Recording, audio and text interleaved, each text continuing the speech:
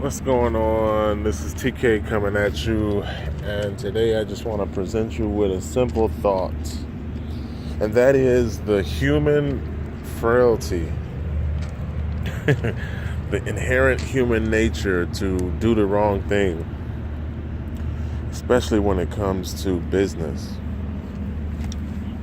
Now, think about that.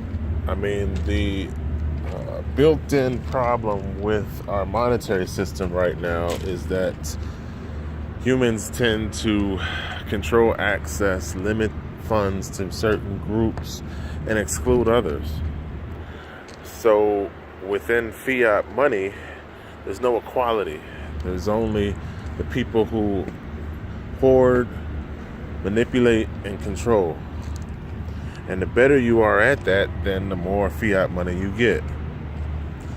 So that's why I kind of love the decentralized nature of smart contracts.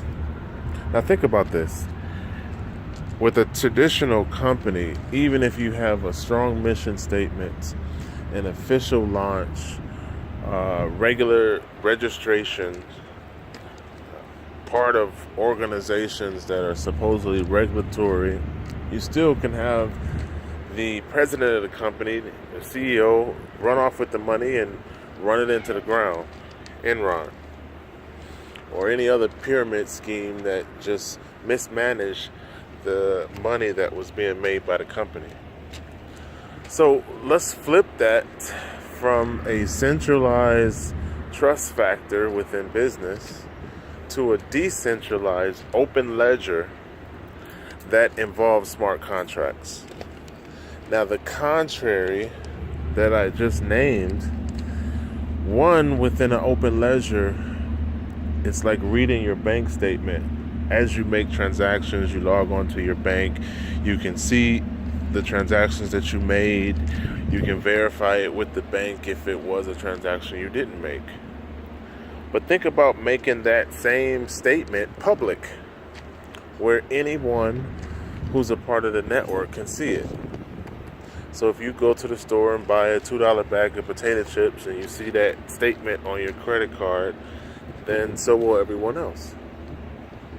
So there's no question as whether or not you bought the $2 bag of chips, whether you decide to lie about it, whether you do something underhanded. I mean, it's a public ledger. So anything that involves a transaction is recorded on that ledger, and everyone could not only see it, they can verify it. Oh, so-and-so just brought a $2 bag of chips. And everyone on the network says, yes, I verified that he bought a $2 bag of chips. So $2 is deducted out of the account and transferred to the account of the seller. So that's open transparency that doesn't allow someone to siphon money, steal, lie, manipulate, fudge the numbers. I only spent $1, not $2 on those chips. And I'm going to change the paperwork so that that's the way it reflects on the ledger, so that I can put $1 in my pocket or in my account over here or in the Virgin Islands. None of that's possible within open ledger. Okay? So there's an open honesty that comes through transparency that has nothing to do with human interaction. I don't have to trust you to be honest. I don't have to trust you to be of strong character. I don't have to trust that your mission statement is published with the intent to do the right thing as a business. I don't have to worry about anything, because whatever is done with the money is recorded in a public ledger that can be verified by every member of the network. The second thing in decentralized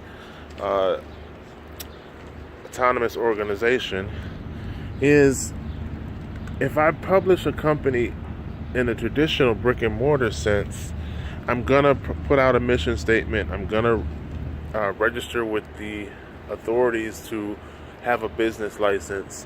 I'm going to try to set up a methodology in which the employees adhere to, and then set up management to ensure they don't deviate from that methodology. But if I'm going to launch a decentralized autonomous organization, same company, same product, same offering to the public, but it's done as a open source company, this is what happens. I write a primary code that tells one computer how to interact with another computer. So let's say your desktop or your cell phone wants to interact with my DAO, which is my electronic company. Then on the primary level, the cell phone says, I want your product. The code says, this is the product that I have to offer. This is the parameters in which you have to agree to. And the cell phone says, okay, I agree to those parameters. Here's the electronic money for the transaction. And then the DAO says, okay, because you agreed to the parameters and you sent the money for the transaction, I'm going to release my product offering. So all of that is electronic code interaction that has nothing to do with human frailty, human ability to lie, steal, manipulate, do something other than what they promised. None of that is a factor.